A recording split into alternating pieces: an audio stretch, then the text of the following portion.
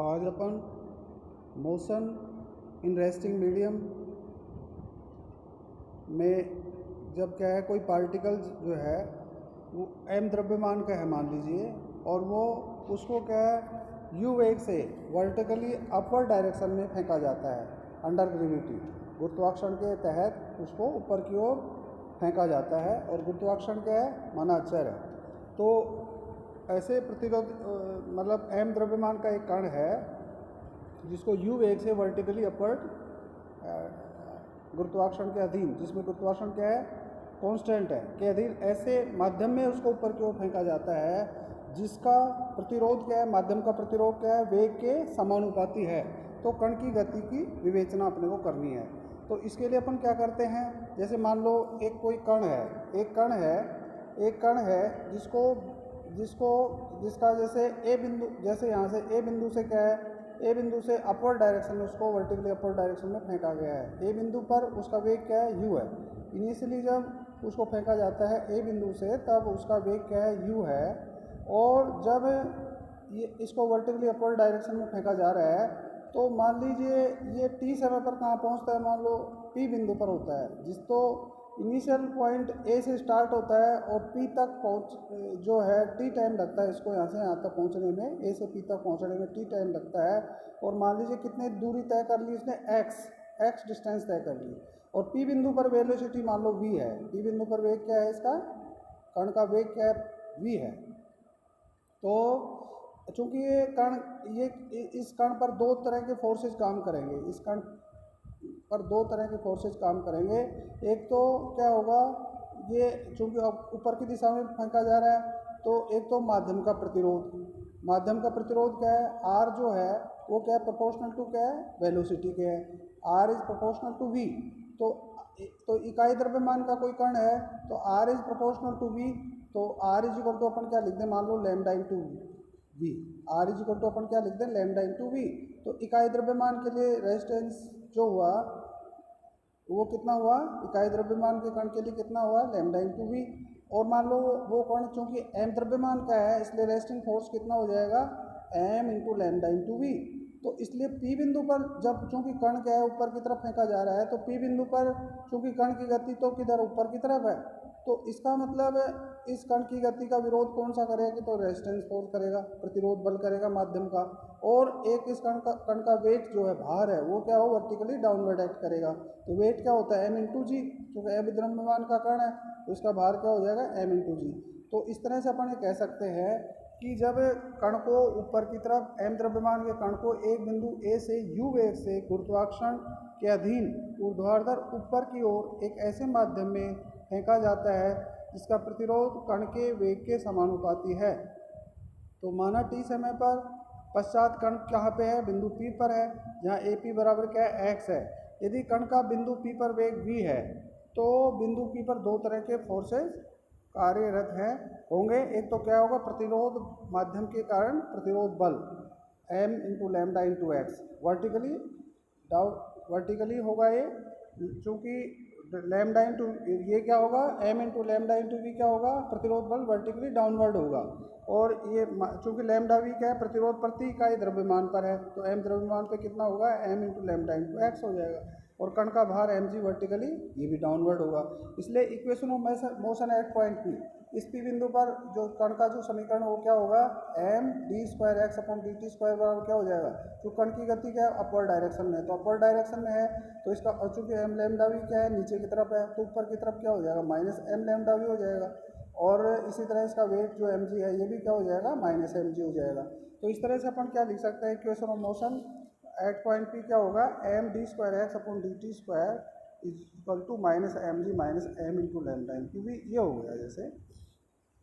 अब इसमें से अपन क्या करते हैं, m दोनों साइड में कैंसिल कर सकते हैं, तो ये अब d square X upon D T square बराबर होगा minus G minus lambda into V. अब इसमें से माइनो right hand side minus G common ले लिया, तो इसको क्या लिख सकते हैं 1 plus lambda upon G into V. अब चूंकि अपन ने ये जो लैम्डा अपॉन जी जो है इसको अपन क्या है टर्मिनल वेलोसिटी के रूप में एक्सप्रेस करें, जैसे मान लो तो कल अपन ने टर्मिनल वेलोसिटी कब प्राप्त होती है, जब कण डाउनवर्ड वर्टिकली डाउनवर्ड गिरता है तो एक ऐसी स्थिति आती है जब जिस वेलोसिटी पर उसका एक्सीलरेशन क्या हो जाता है, जीरो हो जाता है, उसको टर्मिनल वेलोसिटी कहते हैं। तो कल अपन ने निकाला था कि ये निकाला था टर्मिनल वेलोसिटी v बराबर अंतिम वेग जो होता है वो क्या होता है, जी अपॉन लैम्डा होता है। तो इसको अपन क्या लिख सकते हैं minus D square X upon D T minus G into, अब ये जी बाई लैम्डा की जगह कैपिटल वी लिखते हैं अपन, तो इसको अपन लिख सकते हैं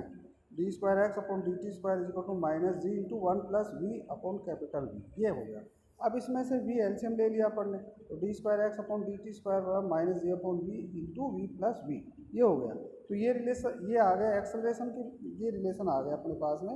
अब अपन D square X upon D T square को क्या लिख सकते हैं, एक तो लिख सकते हैं V D Y D X लिख सकते हैं, तो V D Y D X लिख दिया इसको, तो ये बराबर इसके हो गया। या इसको क्या लिख सकते हैं G upon V D X बराबर minus V upon capital V plus V D V. अब वेरिएबल सेपरेबल है इसलिए इंटीग्रेट इस term and add a constant on C. तो अब जैसे ये है जैसे इसका integration V upon capital small V upon capital V plus V with respect to V, इसको क्या है इसका इंटीग्रेशन करने के लिए अपन इसमें कैपिटल वी जोड़ देते हैं, कैपिटल वी घटा देते हैं, तो V plus V upon V plus V घटाया तो 1 भाग देंगे तो वी प्लस वी में वी प्लस 1 का भाग दिया वी प्लस वी का, तो 1 minus capital V upon V plus V हो गया with respect to V plus some constancy. अब इसको जैसे अपन सोल्व करते हैं, इसको जैसे इसका ये तो लेफ्ट हैंड साइड में तो क्या आ गया G by V into X. अब इस 1 का with respect to V LCM क्या होगा वी, और minus capital V upon capital V plus V का एलसीएम वो क्या हो जाएगा integration minus capital V log of V plus V plus small V, ये इसका इंटीग्रेशन हुआ प्लस सम कांस्टेंट सी। अब इसको अपन जैसे आगे अब ये सी का मान निकालना है अपने को, तो सी का मान अपन इनिशियली क्या है जब पार्टिकल ए बिंदु पे स्टार्ट हुआ है वहाँ पे वेलोसिटी u वेग से फेंका गया है, तो x is 0 v is equal to v ले लेते हैं अपन, तो इसमें x इज 0 रखेंगे तो लेफ्ट हैंड साइड 0 हो गया और v की जगह u रख दिया, तो इस तरह से c का मान अपने पास में क्या आ जाएगा, c का मान ये आ गया अपने पास में c इज इक्वल टू आ जाएगा u minus capital v log of v plus u, ये आ गया। अब ये c का वैल्यू अपन इसमें रख देते हैं, ये रखने के पश्चात अपन जैसे इसको क्या लिखते हैं, फिर log of m by n वाला सूत्र काम है log of m minus log of n, log of m minus log of n बराबर log of m by n, इस रूप में ले लेते हैं इसको। तो इस तरह से अपने पास में x बराबर क्या आ जाएगा V square upon G log of V plus small V upon V plus U plus V by G u minus V, ये आ गया। इस तरह से अपन क्या कह सकते हैं कि x दूरी पर उस बिंदु का x जैसे x ऊंचाई पर पार्टिकल जाता है तो उस टाइम उसका वेलोसिटी v है, उनके बीच में रिलेशन आ गया, मतलब x ऊंचाई पर उसका वेलोसिटी क्या होगा वो अपन इस रिलेशन के द्वारा निकाल सकते हैं। इसी तरह से मान लो अपने को रिलेशन निकालना है v और x के बीच में, तो v और अब चूंकि ये अपना पास में रिलेशन क्या था D square X upon D T square बराबर क्या है minus G into minus G upon V capital V V plus V. अब इसमें D square X upon D T square को एक बार तो अपन V D Y D X लिख दिया, तो वी और एक्स में रिलेशन आ गया था। अब मान लो अपन वी और टी के बीच में रिलेशन लेके आना चाहते हैं, तो D square X upon D T square को अपन क्या लिख देते हैं डी बाई डी टी लिख देते हैं, तो डी बाई डी टी बराबर क्या हो जाएगा minus G upon V G upon capital V into capital V plus V, ये हो गया। तो डी बाई डी टी ये आ गया अपने पास। अब इसमें भी वेरिएबल्स आर सेपरेबल, टी के वेरिएबल एक साथ डी वी के एक साथ ले ली ऑप्शंस, तो इंटीग्रेट इस term and add a constant on C. अब इसका इंटीग्रल क्या आएगा 1 अपॉन वी प्लस वी का क्या आएगा log of V plus V आ जाएगा। अब इस सी का मान कैसे निकालेंगे, वही जब टी इज इक्वल टू जब शुरू में 0 होता है T 0 V is equal to U ये रख देंगे, तो इसको रखने से सी का मान क्या आ जाएगा, सी का मान ये आ जाएगा log of V plus small U, C is equal to log of V plus U, ये आ जाएगा। तो इस तरह से सी का वैल्यू आ गया अपने पास में। तो सी का वैल्यू आने के पश्चात अपन क्या कर सकते हैं, टी बराबर क्या आ गया, इस तरह से इसको सोल्व किया अपन ने, टी बराबर V upon G log of V capital V plus U upon capital V plus small V, ये आ गया। या इसको अपन ऐसे भी लिख सकते हैं, इसको G T upon capital V बराबर क्या लिख सकते हैं log of V plus U upon V plus V, या इसको अपन क्या लिख सकते हैं V plus capital V plus U upon V plus V is equal to E की power G T upon capital V, ऐसे लिख सकते हैं। या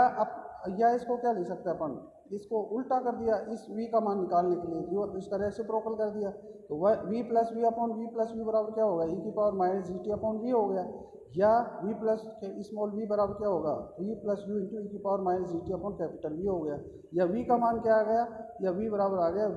स्मॉल v बराबर v प्लस यू ई की power minus G T upon capital V minus V आ गया। इस तरह से क्या है, किसी समय t पर कण का वेग अपन एक तो इस रिलेशन से निकाल सकते हैं, t समय पर उसका वेग क्या होगा, स्मॉल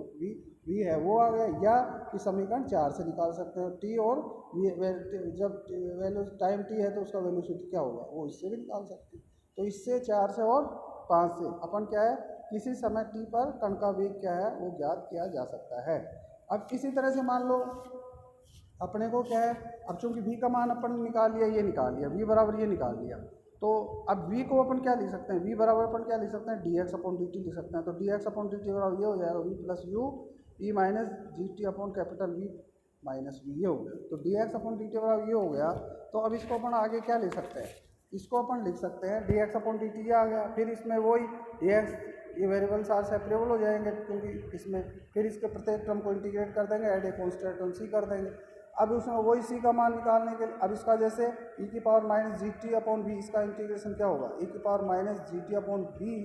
अब इसमें t का गुणा क्या है, माइनस जी अपॉन वी से इसको भाग देंगे तो उसको सरल करने से ये आ गया अपने पास में ना। अब c का मान कॉन्स्टेंट ऑफ इंटीग्रेशन का मान निकालने के x 0 t 0 रख देंगे, तो c का वैल्यू आ जाएगा capital v by G v plus U, ये रख दिया कभी। तो इस तरह से इसको सोल्व करने से x बराबर क्या आएगा, v upon G U v plus U into 1 minus E की power minus G T upon V minus V T आ गया। तो टी समय पर